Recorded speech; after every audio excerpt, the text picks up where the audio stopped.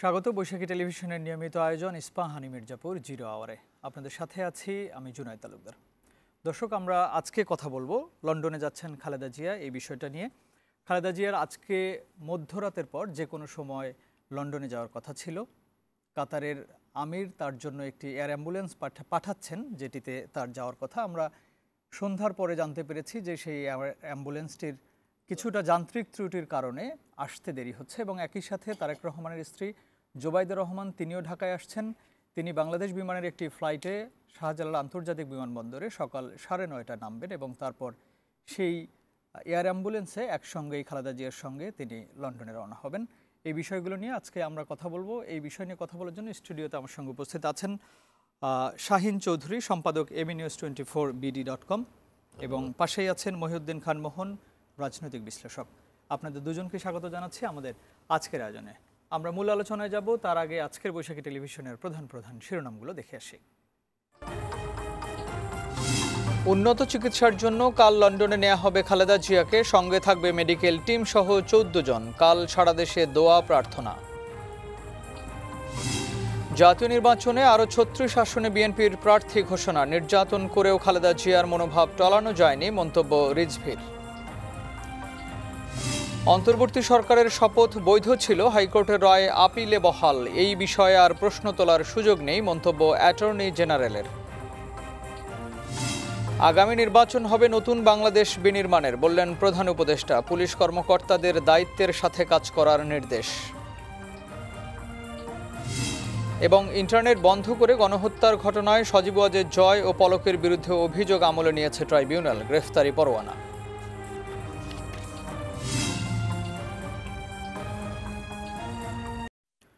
দর্শক, আমরা শিরোনামগুলো দেখছিলাম। আমাদের এই অনুষ্ঠানটি বৈশাখী টেলিভিশনের পাশাপাশি আমাদের ইউটিউব চ্যানেল এবং ফেসবুক পেজেও সরাসরি সম্প্রচারিত হচ্ছে। আপনারা সংযুক্ত থেকে আপনাদের মতামত জানাতে পারেন।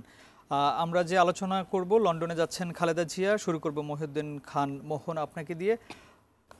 আমি যেটা একটু প্রথমেই জানতে চাই, নিশ্চয়ই আমরা তার লন্ডনে যাওয়া নিয়ে কথা বলবো। আমি প্রথমেই যে বিষয়টা আপনার কাছ থেকে একটু শুনতে চাই যে বেগম খালেদা জিয়া, তিনি আপসীর নেত্রী, তিনি দেশনেত্রী। এখন তিনি অসুস্থ হওয়ার পরে সারা বাংলাদেশের মানুষ সহ বিভিন্ন রাজনৈতিক দল, সেটা শুধুই বিএনপি নয়, এখন এই মুহূর্তে বাংলাদেশে যারা রাজনীতি করছেন প্রত্যেকটা রাজনৈতিক দল তার জন্য দোয়া করছে, সারা দেশের মানুষ দোয়া করছে।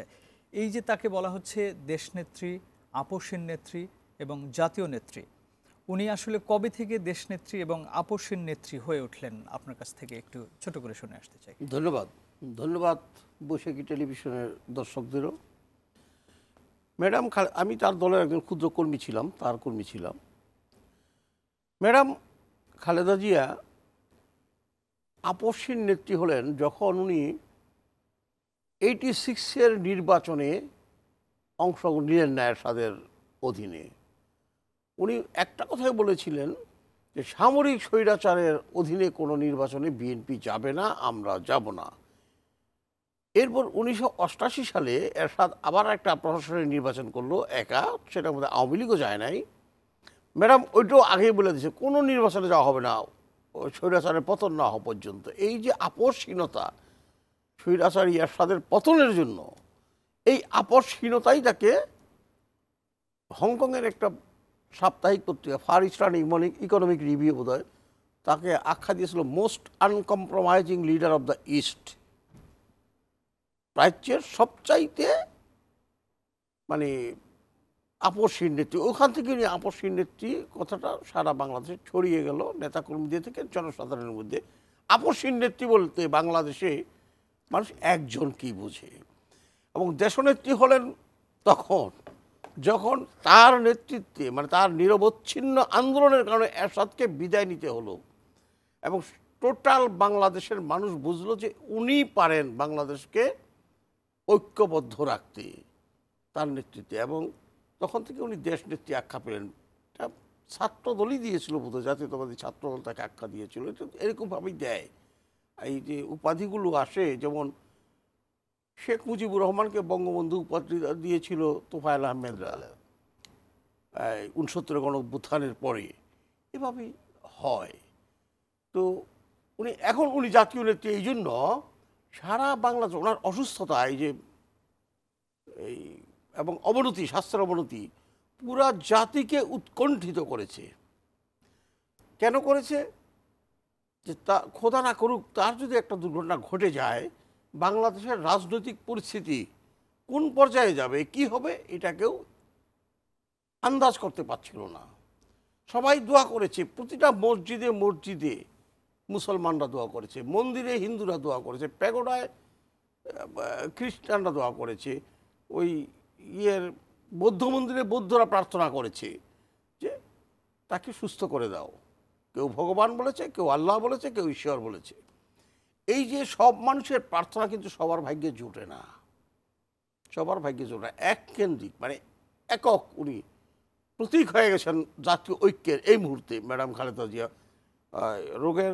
রোগাক্রান্ত হয়ে হাসপাতালের বিছানায় বসা অবস্থায়, শোয়া অবস্থায় উনি ঐক্যের প্রতীকে পরিণত হয়েছেন, জাতীয় নেত্রী হয়ে গেছেন। উনি এখন আর কোনো দলের নেত্রী না, উনি BNP chairperson, that's right, but উনি জাতীয় নেত্রী। আমি তিনজন মানুষ বলবো বাংলাদেশের, অনেক বড় বড় নেতা আছেন, তিনজন মানুষকে পেছনে বাংলাদেশের মানুষ কীভাবে ঐক্যবদ্ধ হতে দেখেছি। বিশেষ করে তার একজন শেখ মুজিবুর রহমান, আনডাউটলি মুক্তিযুদ্ধের সময় উনি ছিলেন একেবারে কেন্দ্রবিন্দুতে। একজন শহীদ জিয়াউর রহমান, তার পেছনে এই দেশের মানুষ ঐক্যবদ্ধ ছিল একেবারে। এবং তার মারা যাওয়ার পরে, জিয়াউর রহমান সাহেব মারা যাওয়ার পরে পুরো জাতি যে স্তব্ধ হয়েছিল, হ্যাঁ, এটা একটা অবিস্মরণীয় ব্যাপার।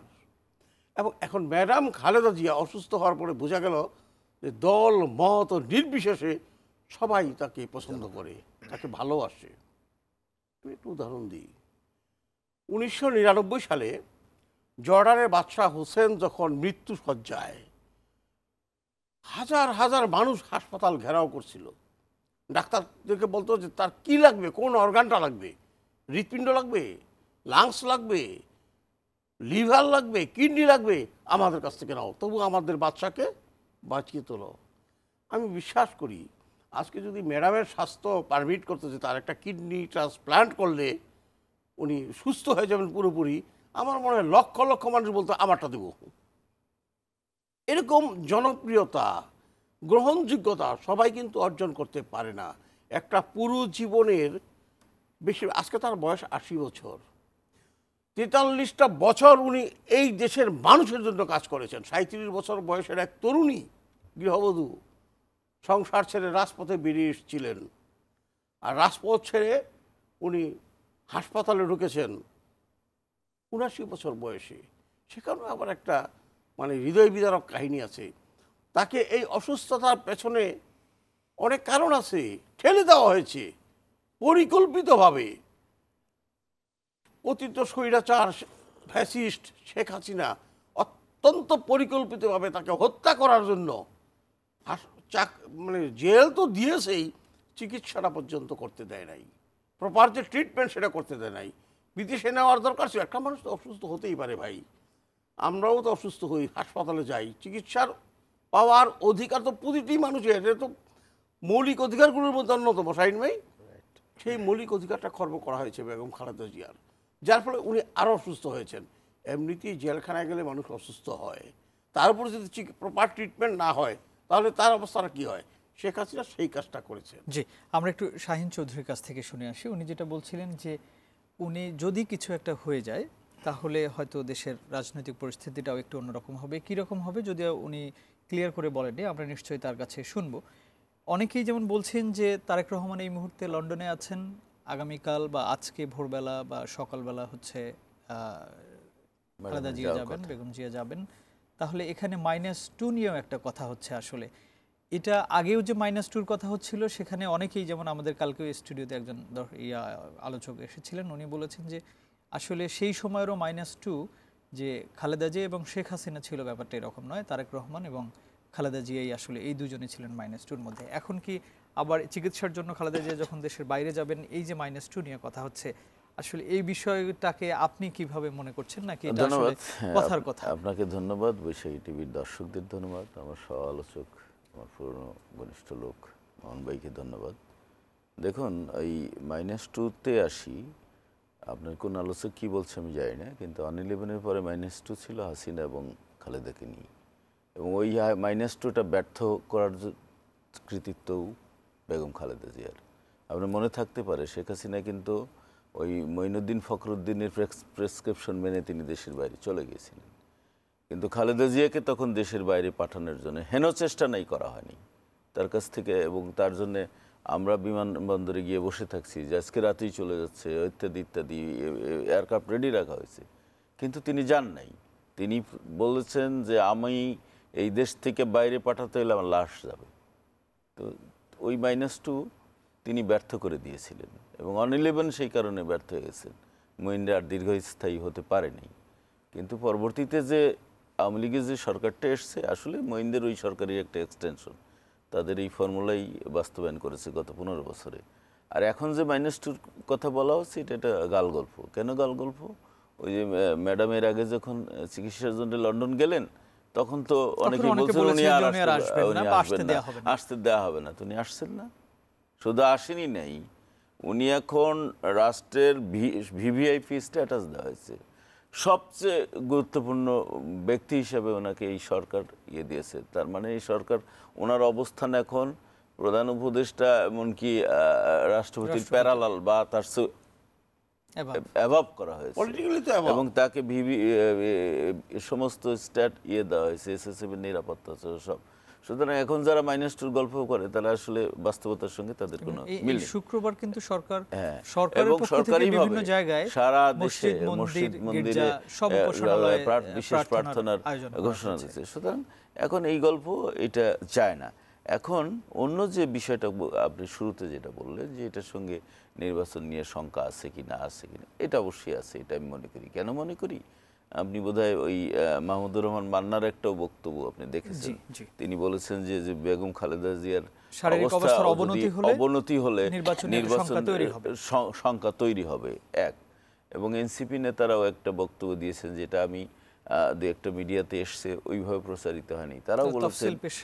তারাও বলেছেন যে বেগম খালেদা জিয়ার শরীর অবস্থা দেখে প্রয়োজনে তফসিলটা একটু পেছানো যেতে পারে বা পেছানো উচিত। তো এই দুইটা বক্তব্য কিন্তু মিলে যাচ্ছে। কিন্তু বিএনপি কিন্তু চাচ্ছে না যে ওই বিষয়ের সঙ্গে এই নির্বাচনটাকে একসাথে করা।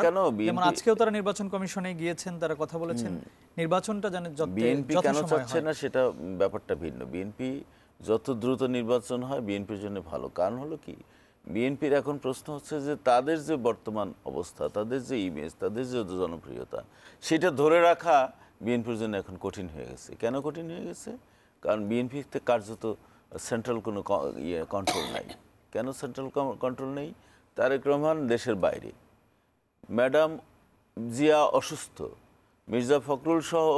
মির্জা ফখরুলের সেই রকম মানে কমান্ড নেই যে দলের সকল লেভেলের নেতাকর্মীরা তার কথা শোনেন না বলেই অনেক ছোটোখাটো অনিয়ম, অনেক অঘটন ঘটছে এবং চাঁদাবাজির ঘটনাও ঘটছে, নানান কিছু ঘটছে। এটা দলের ইমেজ ক্ষতি হচ্ছে। আর যতটুক না ঘটছে তার চেয়ে বেশি প্রচার হচ্ছে। প্রচার কেন হচ্ছে? কারণ বিএনপির বিরুদ্ধে তো মাঠে একটি রাজনৈতিক দল সক্রিয় আছে এবং গণমাধ্যমও তো পুরোপুরি এখনও আপনার ফ্যাসিস্ট সরকারের আমলে যারা ছিলেন তাদের নিয়ন্ত্রণেই রয়ে গেছে বেশিরভাগ গণমাধ্যমই। সুতরাং এরা একটা সুযোগ নিচ্ছে। এই দুই শক্তির সম্মিলিত সুযোগ, একটাই কারণ যে বিএনপিকে ড্যামেজ করা, এবং যে কারণেই বিএনপি চাচ্ছে যে যাই ঘটুক যত দ্রুত সম্ভব নির্বাচনটা করা উচিত। কিন্তু আমি মানে বেগম জিয়ার প্রতি শ্রদ্ধা রেখে, উনি খুবই জননন্দিত নেত্রী, শ্রদ্ধা রেখেই বলছি, ওনাকে যে কালকে বললো যে আপনি যেটা বলছেন কালকে সকালে, আমার মনে হয় না যে কাল দুপুরের আগে উনি যেতে পারবেন। কেন? কারণ তারেক রহমানের স্ত্রী জোবাইদুর রহমান ঢাকায় এসে পৌঁছাবেন 9:30 বা তারও পরে। তিনি এসে আর এবার কেয়ারে যাবেন, সেটাও যদি যায়, তারপরেও তো 10টার আগে ওনার যাওয়া হচ্ছে না। আর আমি আরেকটা জিনিস আমি একটু বলি যে এই মুহূর্তে বেগম জিয়াকে বাইরে পাঠানোটা কতটা যৌক্তিক সেটা আমার বিবেচনায় এটা দাবি রাখে। কারণ ওনাকে কোথায় পাঠাচ্ছে? লন্ডনে। কোন হাসপাতালে? যে হাসপাতালে উনি এর আগে গিয়ে 1.5 মাস চিকিৎসা নিয়ে আসছেন। এবং উনি কোন উদ্দেশ্যে গেছিলেন? ওনার লিভার ট্রান্সপ্লান্টেশন করার জন্য। কিন্তু ডাক্তাররা সব পরীক্ষা নিরীক্ষা করে ওনার বয়স, ওনার শারীরিক অবস্থা সমস্ত বিবেচনায় এবং ওনার লিভারের কন্ডিশন সমস্ত বিবেচনায় বলছে যে এই মুহূর্তে ওনার লিভার ট্রান্সপ্লান্টেশন করার মতো যে ফিজিক্যাল ফিটনেস নেই, এটা করতে গেলে একটা অ্যাক্সিডেন্ট ঘটতে পারে। সেই কারণেই কিন্তু উনি এই অপারেশন ছাড়াই দেশে ফেরত এসছেন। তো এসছেন কেন? তাকে মেডিসিনের উপরে যতটুকু রাখা যায়। এখন এই অবস্থায়, এখন যখন ওনার অবস্থা আরও অবনতি হয়েছে, তখন আপনি 10-11 ঘন্টার একটা ফ্লাইটে তাকে পাঠাচ্ছেন, কোন বিবেচনায় পাঠাচ্ছেন আমি জানি না। এটা এয়ার অ্যাম্বুলেন্স, সেখানে সব ধরনের সুবিধা আছে, যতই সেই ব্যবস্থা সুবিধা আছে। থাক, আপনার ল্যান্ড এবং ইয়েতে আপনার শরীরের তারতম্য এমনিতেই আছে। আমরাই যদি একটা লম্বা জার্নি করি আমরা ফিল করি যে আসলে ইয়েটা। সুতরাং এই বিষয়গুলো আমার মনে হয় যে হয়তো জাতির ডিমান্ড বা ওনার পরিবারের ডিমান্ডের কারণেই ডাক্তাররা একটা পর্যায়ে মতামত দিতে বাধ্য হয়েছেন। কিন্তু আমার বিবেচনায় আমার মনে হচ্ছে যে এই ডিসিশনটা সঠিক হয়নি। মহিউদ্দিন খান মোহন, আপনার কাছে অন্য একটা প্রশ্ন করতে চাই। উনিও যেমন বললেন যে নির্বাচন নিয়ে শঙ্কা, আমরা আজকে মাহমুদুর রহমান মান্নার কাছ থেকে শুনেছি যে যদি শারীরিক অবস্থার অবনতি হয় তাহলে নির্বাচন নিয়ে শঙ্কার কথা আছে, এবং তারেক রহমানের দেশে ফেরা নিয়ে তো বিভিন্ন রকমের আলোচনা চলছেই। এর মধ্যে আমরা যেমন আজকেও গণমাধ্যমে দেখেছি যে তারেক রহমানের জন্য গাড়ি, যে দেশে যে গাড়ি উনি ব্যবহার করবেন সম্ভবত সেই গাড়িও প্রস্তুত করা হয়ে গেছে, সেটার বিআরটিএ থেকে পারমিশনও নেওয়া হচ্ছে, সেই গাড়ির রেজিস্ট্রেশন হয়েছে। এই যে আমরা বিভিন্ন রকমের বিষয়গুলো দেখছি, আসলে কোনটাকে কিভাবে আমরা রিলেট করব বা আসলে কি ভাববো, আপনার কাছে তথ্য থাকলে একটু জানতে চাই। ধন্যবাদ। বিএনপি তো একটা রাজনৈতিক দল, নির্বাচনের প্রস্তুতি নেবেই। তারা তো বলবে না যে আমরা নির্বাচনের প্রস্তুতি আপাতত নেব না, দেখা যাক কি হয়, প্রস্তুতি নিতেই থাকবে। কিন্তু শত প্রস্তুতি সত্ত্বেও একজন নাগরিক হিসাবে, আমার একজন সংবাদকর্মী হিসাবে বা এই এক্স পলিটিক্যাল ওয়ার্কার হিসাবে আমার যেটুকু মনে হচ্ছে নির্বাচন নিয়ে সংশয় আছে, এই ডেটে হবে কিনা। আমি প্রবলভাবে সংশয়িত হবে কি এই ডেটে বলতে রমজানের আগে মানে ফেব্রুয়ারিতে হবে কি? ফেব্রুয়ারিতে হবে, হয়তো 6 মাস দেরি হতে পারে। একটা জিনিস খেয়াল করবেন, একই দিনে গণভোট এবং জাতীয় নির্বাচন হওয়ার কথা হয়ে গেল, ওটাকে সেটেলড, একদম সেটেলড হয়ে গেল। কেউ কোনো কথা বললো ঠিক আছে হয়ে যাবে, জামায়াত এটা নিয়ে দ্বিমত পোষণ না না না, জামাতও মেনে নিয়েছিল, একদম মেনে নিয়েছিল।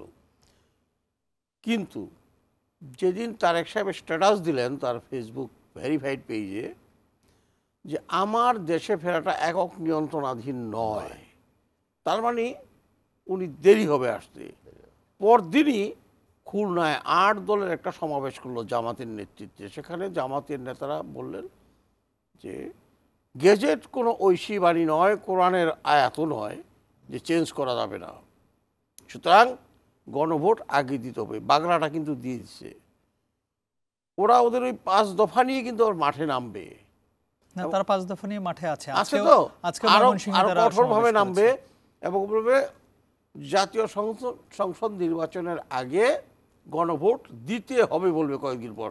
এখন তো বলে দিতে চাই আমরা, তারপর বলে দিতে হবে, প্রেশার ক্রিয়েট করবে এই গভর্নমেন্টের উপরে।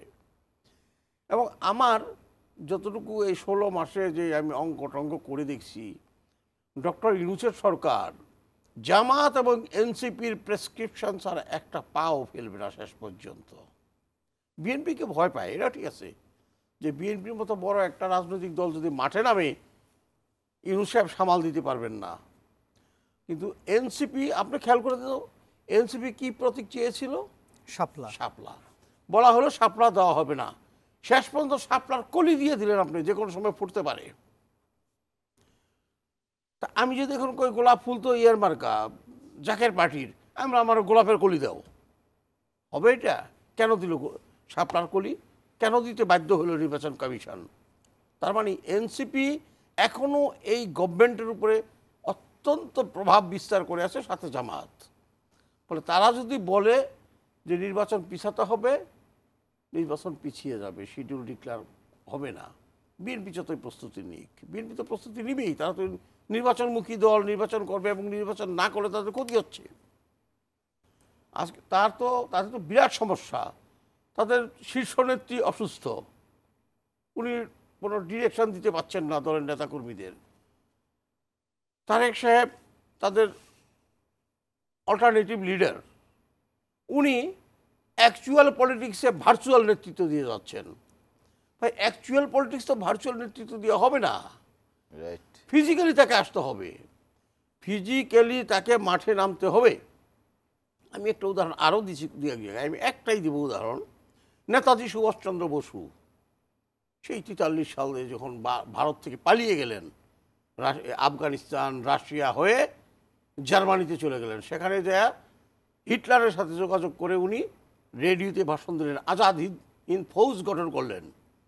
সিঙ্গাপুর, ইন্দোনেশিয়া এই সমস্ত জায়গায় যে ব্রিটিশ গভর্নমেন্টের বাঙালি সৈন্যরা ছিল, ভারতীয় সৈন্যরা ছিল, তাদেরকে দিয়া, যারা গ্রেপ্তার হয়েছিল জাপানিজদের হাতে, উনি কিন্তু বিদেশ থেকে প্রথমে অর্গানাইজ করলেন। এবং জাপানে যে ছিলেন রাসবিহারী বসু, তার সাথে পরামর্শ করে উনি চলে আসলেন, কিন্তু ফিজিক্যালি কিন্তু তাকে আসতে হলো। এবং এসে উনি যখন আজাদ হিন্দ ফৌজকে নেতৃত্ব দিলেন, তার নেতৃত্বে আজাদ হিন্দ ফৌজ আসামের এই কোহিমায় ইম্ফাল পর্যন্ত চলে আসলো মার্চ করতে করতে। যদি 6ই আগস্ট হিরোশিমা নাগাসাকিতে বোমা বিস্ফোরণ না হইতো, অ্যাটমিক বম, তাহলে ওই নেতাজির নেতৃত্বেই ভারত স্বাধীন হতো, ব্রিটিশরা পালিয়ে যেত। সুতরাং ভার্চুয়াল নেতৃত্ব আপনি দিলে কিন্তু হবে না, আপনাকে অ্যাকচুয়াল নেতৃত্ব দিতে হবে এবং ফিজিক্যালি আসতে হবে। তো তারেক সাহেব এখন ফিজিক্যালি নাই, ফিজিক্যালি না থাকার ফলে বিএনপি যেমন বেকায় দেয়, কারণ তারেক সাহেবের অ্যাবসেন্সে যে মাঠের যে নির্দেশনা তা দেওয়ার মতো কোনো নেতা নাই। কেউ কাউকে মানে না, আমি দেখেছি তো, কেউ কাউকে মানে না। আর সুবিধাটা পেয়ে যাচ্ছে জামাত সহ অন্যান্য যারা আমাদের একটা বিজ্ঞাপন বিরতির সময় হয়েছে, তারপরে এসে আমরা এই প্রবলেমটা ফেস করছে বিএনপি এখন। জি, ধন্যবাদ আপনাকে। প্রিয় দর্শক, ইস্পাহানি মির্জাপুর 0 আওয়ারে নিচ্ছি ছোট্ট একটা বিরতি, ফিরছে একটু পর, আমাদের সাথেই থাকুন।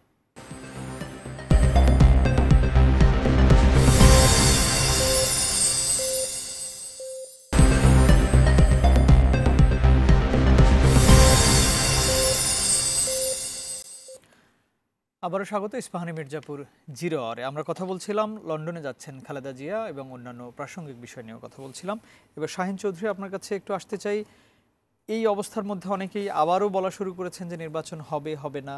আজকে বিএনপির একটি প্রতিনিধি দল নির্বাচন কমিশনের সঙ্গে দেখা করেছেন এবং আজকে তারা আবার আরও 36টি আসনে, এর আগে ওনারা 237টি আসনে তাদের প্রার্থী ঘোষণা করেছিলেন এবং আজকে 36টি আসনে, বাকি 36টি আসনে প্রার্থী ঘোষণা করেছেন, আরও কিছু বাকি আছে।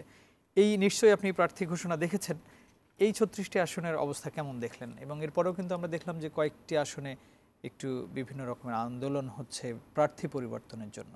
ধন্যবাদ আপনাকে, ধন্যবাদ আপনার মাধ্যমে দর্শকদের আবারও ধন্যবাদ। আমি আপনার এই প্রশ্নের জবাব দেওয়ার আগে আমি মোহনবাইয়ের একটা বিষয় আমি একটু ডিফার করি, সেই বিষয়টা আমি একটু বলে নিই। সেটা হলো, মোহনবাই একটা কথা বলেছেন যে এই ডক্টর ইউনূসের সরকার কার্যত জামাত এবং এনসিপির কথার বাইরে যেতে পারছেন না, কিন্তু আমার মনে হয় সেটা না। আমার মনে হয় কেন, আমি দু একটা উদাহরণ দিই।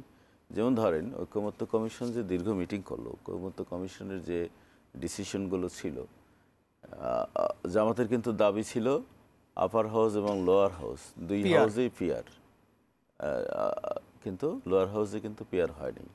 জামাতের দাবি ছিল গণভোট আগে, কিন্তু ঐকমত্য কমিশন যে রিপোর্ট দিয়েছে সেই রিপোর্টও বলছে গণভোট এবং ঐকমত্য কমিশন ক্লিয়ার করে নেই কবে হবে না হবে, বলছে এটা সরকারের উপর ছেড়ে দেবে। কিন্তু ডক্টর ইউনূস জাতির উদ্দেশ্যে ভাষণ দিয়ে কিন্তু বিএনপির দাবিটি রাখছে, অর্থাৎ গণভোট এবং জাতীয় নির্বাচন একই দিনে। তো এরপরেও যদি মোহনবাই বলে যে জামাতের পারপাস সার্ভ করছে এই সরকার, আমার মনে হয় যে অন্যান্য দলগুলো তো আবার বলছেন যে লন্ডনে তারেক রহমানের সঙ্গে বৈঠকের পর, লন্ডনের সঙ্গে লন্ডন যখন তারেক রহমানের সঙ্গে বৈঠক হলো, ওখান থেকেই কিন্তু ডক্টর ইউনূস কিন্তু ফেব্রুয়ারিতে আসলেন। ওনার তো ছিল ডিসেম্বরে, 2026-এর ডিসেম্বর, না হলে জুন, ইত্যাদি ইত্যাদি। কিন্তু ওই বৈঠকের পরেই কিন্তু উনি ফেব্রুয়ারিতে আসলেন। তার মানে অনেকগুলো বড় বড় ঘটনা যেগুলো বিএনপির দাবির সঙ্গে ডক্টর ইউনূসের সিদ্ধান্ত মিলে যায়। সুতরাং মোহন ভাইয়ের আমার মনে হয় যে এই ধারণাটা করা ঠিক না। এটা নিশ্চয়ই উনি হয়তো আরো কিছু বলবেন। আর আপনি যে প্রার্থীটার যে বিষয়টা বলছেন, প্রার্থীটা এটা একটা কন্টিনিউয়াস প্রসেস, কেমন দেখলাম এটা বিষয় না। বিষয়টা হলো কি, বিএনপির হলো এই যে তারা 63টা আসনে প্রার্থীতা বাদ রেখেছিলেন। কেন বাদ রেখেছিলেন? বিহাইন্ড দ্য সিন একটা ঘটনা আছে, সেটা হলো অ্যালায়েন্সটা কার কার সাথে হবে। ইন দ্য মিন টাইম এনসিপির সঙ্গেও একটা ভেতরে কথা চলছিল, সেই কথাটা আমার জানা মতে কথাটা ফেল করেছে। এই যে 63টা আসন তারা কেন রেখেছিল, এনসিপিতে যদি 10টা বা 15টা বা 20টা দিতে, আমার ধারণা এই 36টা ঘোষণার পরে বোঝা যাচ্ছে এনসিপির সঙ্গে তাদের আর ইয়েটা নাই, নির্বাচনী জোটটা হচ্ছে না বলেই তারা 36টা ঘোষণা করে দিচ্ছে। এখন কিন্তু আর বাকি আছে মাত্র 27টা। 300-র মধ্যে আমি যেটা হিসাব করে দেখলাম যে 27টা বাকি আছে। তো 27টা তো ধরেন ওনার যে দলের অ্যালায়েন্স যেগুলো আছে, ধরেন এই মান্না বাইগন, জোনায়েদ সাকি, অন্যান্য ভিপি নূরের দল সব মিলে এদেরও কিছু দিতে হবে। কারণ আমি মনে করি যে বিএনপিটাকে কমায় নিয়ে আসতেছে যাতে করে তাদের দলীয় প্রার্থীদের চেহারাটা জাতির কাছে উন্মোচিত হয় বা জাতিকে তুলে ধরতে পারে বা তারা নির্বাচনে মাঠে নামতে পারে, সেই জন্যই। আর আপনি যেটা বলছিলেন যে বিভিন্ন জায়গায় প্রতিবাদ হচ্ছে, এটা হবেই। কেন হবে? বিএনপি তো দল হিসেবে একটি বড় দল, এটা স্বীকার করতে হবে। বিএনপির প্রতিটা আসনে আপনার কমপক্ষে 5 জন যোগ্য প্রার্থী আছে। তো সেখান থেকে তো মনোনয়ন দিতে হবে একজনকে মনোনয়ন দিলে তো 4 জন সংক্ষুব্ধ হবে, এবং এই 4 জনকে কীভাবে অ্যাকোমোডেট করবে নেতৃবৃন্দ, সেটি হলো এখন দেখার বিষয়। আপনি দেখছেন যে ইতিমধ্যেই সড়ক অবরোধ, মানে মহাসড়ক অবরোধ, এলাকায় বসাল মিছিল, আগুন জ্বালাও ইত্যাদি অনেক কিছু হয়েছে, যদিও আপাতত কিছুটা থেমেছে। কেন থেমেছে?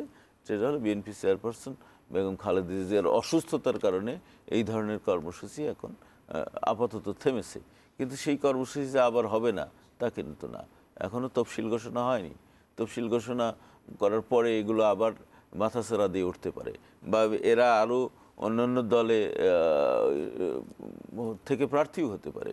আর অনিশ্চয়তার যে কথাটা বলছেন, অনিশ্চয়তাটা তো আছেই। আগেই আমি বললাম যে এখন তো ওই বেগম খালেদা জিয়ার ইস্যুটা শুধু বিএনপির ইস্যু নাই, এটা একটা এনসিপির ইস্যু হয়ে গেছে, এটা এখন অন্যান্য দলের ইস্যু হয়ে গেছে এবং সরকারেরও ইস্যু হয়ে গেছে। সরকার এটাকে হাইস্ট প্রায়োরিটি দিচ্ছে, তার অসুস্থতা। তো সেই কারণে এমনকি এনসিপি বলেওছে যে প্রয়োজনে তফসিল একটু বিলম্বে ঘোষণা, মানে বিলম্বের কথাটা কিন্তু আসছে। সুতরাং মোহন ভাই শুরুতেই বলেছিলেন যে নির্দিষ্ট সময়ে জাতীয় নির্বাচন করা নিয়ে তিনি সংশয় দেখছেন, সেই সংশয়টা আমিও দেখছি। আর এই সংশয়টা আরও দেখছি হলো এই হঠাৎ করে বেগম খালেদা জিয়ার শারীরিক অবস্থা অবনতির কারণে। তিনি কিন্তু ওই সেনাকুঞ্জে যেদিন গেলেন তখনও পর্যন্ত আমরা আশাবাদী ছিলাম, তখনও পর্যন্ত আমরা মনে করেছিলাম যে নির্দিষ্ট সময়ে ইলেকশন হবে, কোনো ঝামেলা হবে না। কিন্তু ওই ঘটনার পরে উনি যখন দ্রুত ওনার অবস্থা অবনতি হলো, স্বাভাবিক কারণেই নির্বাচনের সময় মতো নির্বাচন হওয়া নিয়ে ধন্যবাদ আপনাকে। মহিউদ্দিন খান মোহন, আপনার কাছে থেকেই যায় জানতে চাচ্ছি যে আগামী সপ্তাহে নির্বাচনের তফসিল ঘোষণা করার কথা নির্বাচন কমিশন থেকে, সেটা আমরা জানতে পেরেছি এবং এর আগেও বিভিন্ন সময় শুনেছি। একই সঙ্গে আজকে বিএনপি থেকে আরও 36টি আসনে তাদের প্রাথমিক মনোনয়ন ঘোষণা করা হয়েছে, প্রার্থিতা ঘোষণা করা হয়েছে। কিন্তু আপনি বলছিলেন একই সাথে যেমন যে বিএনপি আসলে অর্গানাইজড না নির্বাচন করার জন্য, সেটিও বলছিলেন। কেমন প্রার্থিতা দেখলেন তারেক রহমান? দেশের বাইরে নির্বাচন কেমন হবে মনে হচ্ছে? ধন্যবাদ। এই যে প্রার্থী, এখানে একটা সবচেয়ে বড় কনফিউশন হলো বিএনপি নিজেই সৃষ্টি করেছে। সম্ভাব্য প্রার্থী, আমি জীবনে শুনি নাই সম্ভাব্য প্রার্থী। সম্ভাব্য প্রার্থী হলো, সম্ভাব্য প্রার্থী কারা বলে? নিজেরা বলে, এলাকায় বলে সম্ভাব্য প্রার্থী অমুকে প্রার্থী, অমুকে প্রার্থী, তমুকে প্রার্থী আগে বলে। পার্টির পক্ষ থেকে আবার প্রথম যেই দিল 237 জন বোধ হয়, চূড়ান্ত সম্ভাব্য। ভাই চূড়ান্ত যদি হয় সেটা তো সম্ভাব্য থাকে না, তো চূড়ান্তই হবে। আপনি কনফিউশন জি রাখবেন। আজকে মির্জা ফখরুল ইসলাম আলমগীর এক সাংবাদিকের প্রশ্নের জবাবে বলেছেন যে এটা পরিবর্তিত হওয়ার সম্ভাবনা খুবই কম আর যাদের ঘোষণা করা হয়েছে। পলিটিক্যাল লিডারদের কথা, আমি তো এক সময় রাজনৈতিক কর্মী ছিলাম, চেঞ্জ করার অনেক ফতোয়া বের হয়, এই জন্য এটা করলাম, ওই জন্য এটা করলাম। আর নির্বাচনের সংশয় হলো কি জানেন, 11 দিন, নির্বাচনের সুনির্দিষ্ট তারিখের 11 দিন আগে নির্বাচন ভণ্ডুল হয়েছে, এই রেকর্ড তো বাংলাদেশে আছে। যেটা 2007 সালে 111 যেটা আমরা বলি, নির্বাচনের ডেটটা ছিল 22 জানুয়ারি। 11 জানুয়ারি ইমার্জেন্সি ডিক্লেয়ার হয়ে নির্বাচনটা ভণ্ডুল হয়ে গেল। সুতরাং শিডিউল যদি আগামী সপ্তাহে মানে ঘোষণা করে ইলেকশন কমিশন এবং দলগুলো নমিনেশন পেপারে সাবমিট করলো, ইলেকশনটা না হওয়া পর্যন্ত আমি ভাই কনফার্ম হতে পারবো না ইলেকশনটা হইল।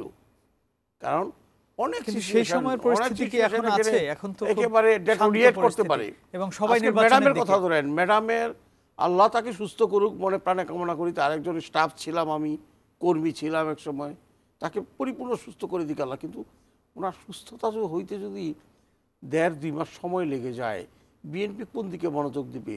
তার নেত্রী সুস্থতার দিকে নাকি নির্বাচনের দিকে? কারণ তাকে তো নমিনেশন পেপারে সই করতে হবে।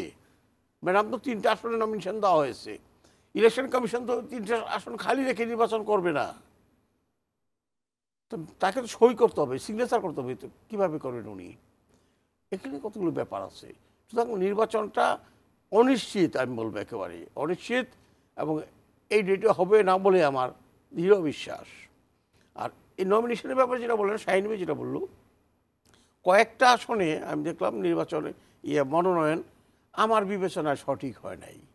ওই যে শাহিন ভাই যেটা বললেন যে 5 জন থাকলে একজনকে দিলে বিদ্রোহ তো করবেই, বিদ্রোহ তো না মানে প্রতিবাদ হবে না, ওই 5 জনের মধ্যে নিশ্চয়ই 1 বা 2 জন সবচেয়ে যোগ্য, ওই যোগ্যদের মধ্য থেকে যদি একজনকে দেওয়া হয়, অন্যরা তেমন প্রতিবাদ করে না। ঠিক আছে, উনি যোগ্য লোক পেয়েছে, কিন্তু যোগ্য রেখে যদি অযোগ্যকে দেওয়া হয় নানা কারণে বললাম, ক্লিয়ার করলাম না, তখন বাকি যোগ্যরা তো প্রতিবাদ করবেই। আমার জেলা মুন্সিগঞ্জ 3 দিয়েছে আজকে ডিক্লেয়ার,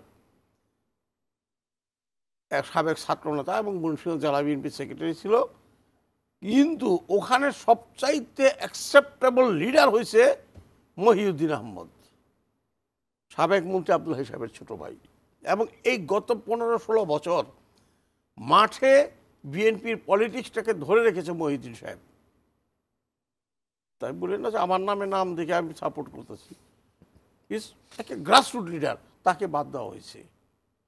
তো ওখানে তো প্রতিবাদ হয়েছে, আজকে দেখলাম যে আগুন টাগুন জ্বালায়া, রাস্তার মধ্যে টায়ার জ্বালায়া প্রতিবাদ করছে সবাই, এরকম অনেক জায়গায় হয়েছে। এরকম প্রতিবাদ হবে, কিন্তু যদি বিএনপি এগুলোকে কগনিজেন্সিতে না নেয় এবং তারা যদি তাদের ডিসিশনে এক থাকে, তাহলে স্বতন্ত্র দাঁড়িয়ে যাবে অনেকেই। অনেক ক্যান্ডিডেট আমার কাছে, অনেক মিনিমাম 50 জন ক্যান্ডিডেট আছে যারা স্বতন্ত্র দাঁড়াবে এবং পাস করবে, বিএনপি ক্যান্ডিডেট ফেল করবে। হ্যাঁ, আমার মুন্সিগঞ্জ এক আসন আমার, সেখানে বিএনপির এমন নেতৃত্ব আছে যাদেরকে নমিনেশন দেওয়া হয় নাই, সে যদি স্বতন্ত্র দাঁড়িয়ে যায়, যাকে নমিনেশন দেওয়া হয়েছে অর্ধেক ভোট পাবে তার, কিন্তু নমিনেশন তো দেওয়া হয়েছে এমন একজনকে যাকে কেউ অ্যাকসেপ্ট করছে না। ফলে নমিনেশন, আর আমি সবচেয়ে অবাক হয়েছি যেটা, যে পৃথিবীর সমস্ত ট্র্যাডিশন ভঙ্গ করে এবার বিএনপির নমিনেশনগুলো দেওয়া হয়েছে, মানে সম্ভাব্য। আমরা জীবনভর দেখেছি পার্টির পক্ষ থেকে নমিনেশন পেপার দরখাস্ত আহ্বান করে যেত, মনোনয়নের দরখাস্ত, তার সাথে একটা সাম অ্যামাউন্ট জমা দিতে হয়, ইন্টারভিউ বোর্ড হয়, সেখানে জেলা বিএনপি পার্টির জেলা প্রেসিডেন্ট সেক্রেটারি ওই বোর্ডের মেম্বার হয়, স্ট্যান্ডিং কমিটি প্লাস তারা 2 জন। বোর্ড নাই, ভোট নাই, আপনি দিয়ে দিলেন, মাশাআল্লাহ, সিএমএল এর অর্ডার। এবারে তো পরিস্থিতি না সিএম না কেন, আমি একটা চমৎকার পরিবেশ ইলেকশন করব, এখানে ফ্যাসিস্ট নাই, স্বৈরাচার নাই, সবাই ভোট দিবে, ইলেকশন ওয়ার্ক করবে। আমি এখন কেন সুষ্ঠুভাবে মনোনয়ন দিতে পারবো না? আমি তো সিএমএল এর অর্ডারে আমার ইলেকশন দল পরিচালনা করব না, আমি তো ডেমোক্রেটিক ওয়েতে দল পরিচালনা করব। আপনি ডেমোক্রেটিক ওয়েতে ফলো করবেন না, ডেমোক্রেটিক ওতে হাঁটবেন না, জি। কিভাবে আপনার দেশে ডেমোক্রেসি মোহন ভাই, establish আমরা করবেন? আবারও একটা ভার্চুয়াল নেতৃত্ব। বিজ্ঞাপন বিরতিতে যাব, তারপর এসে আবার আপনার কথা শুনবো। প্রিয় দর্শক, ইস্পাহানি মির্জাপুর 0 আওয়ারে আরও একটি ছোট্ট বিরতি, ফিরছি একটু পর, সাথেই থাকুন।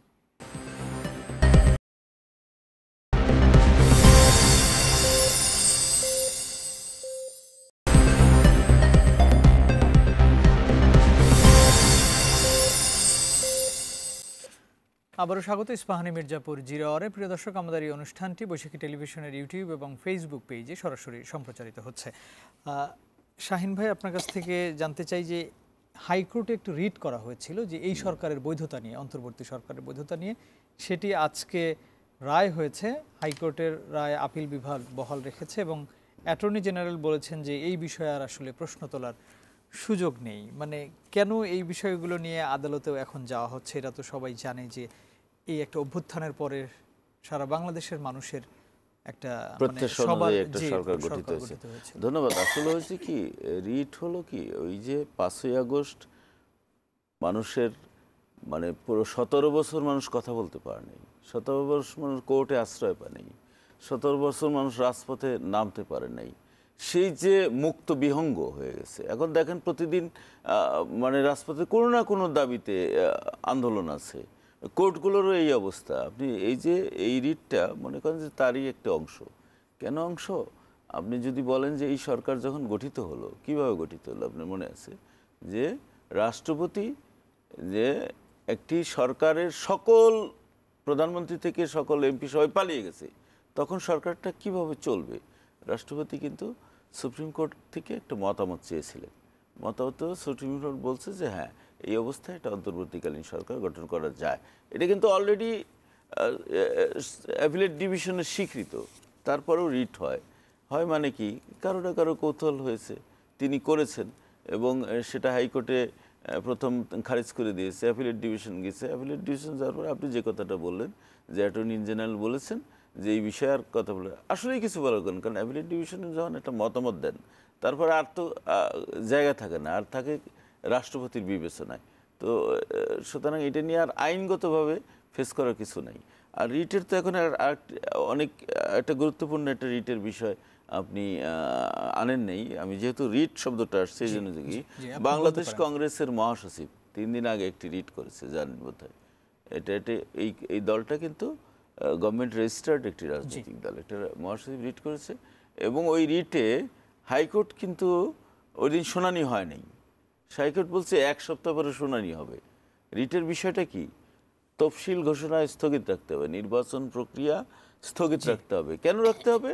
সে কিছু গ্রাউন্ড দিছে যে এখন যাদেরকে রিটার্নিং অফিসার করা হয়েছে, ডিসিকে রিটার্নিং অফিসার করা হয়েছে, ইউনেকে সহকারী রিটার্নিং অফিসার করা হয়েছে, তার বক্তব্য হলো এরা তো প্রশাসনের পার্ট, এদের কাছ থেকে নিরপেক্ষ নির্বাচন সম্ভব নয়।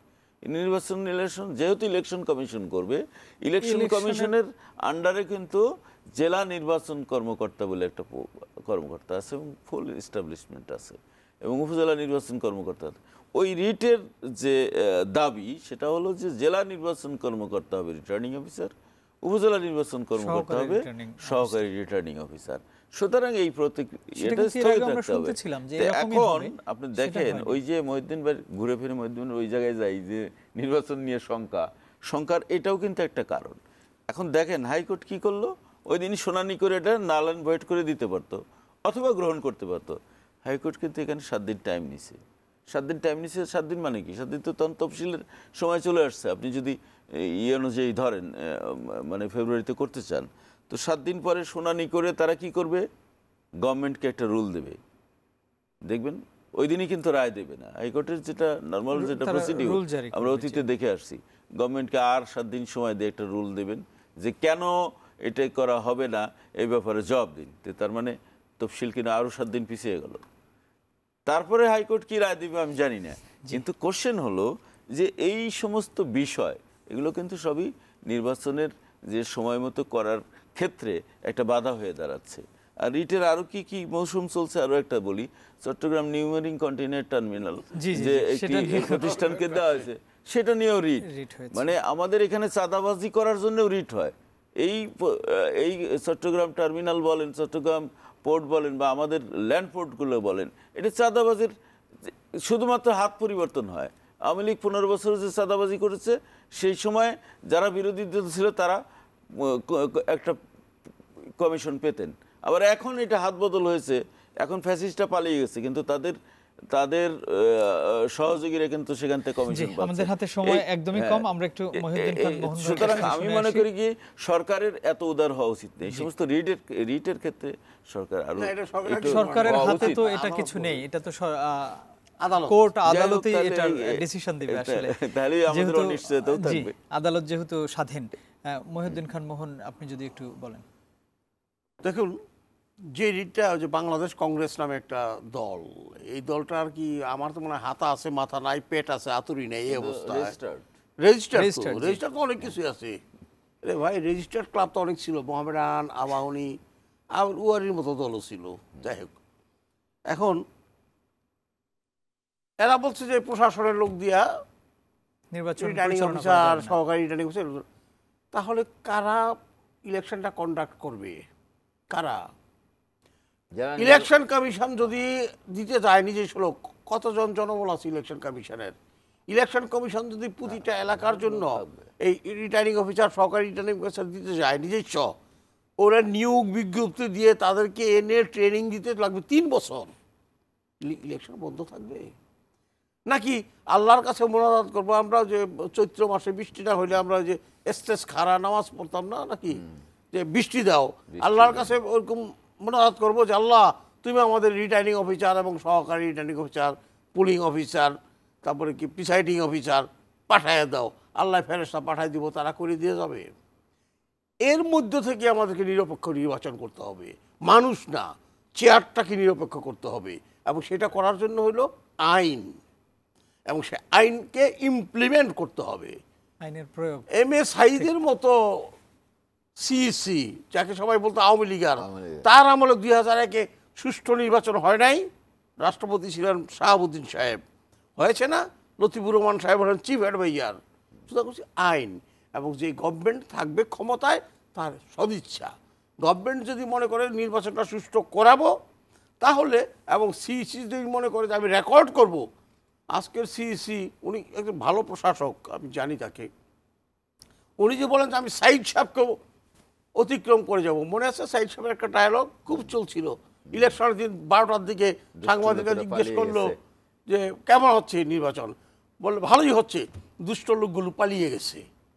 এই দুষ্ট লোকগুলোকে যদি পালিয়ে যেতে বাধ্য হয় দুষ্ট লোকগুলো নির্বাচন কমিশন এবং প্রশাসনের দাপটে, তাহলে নির্বাচন সুষ্ঠু হতে বাধ্য।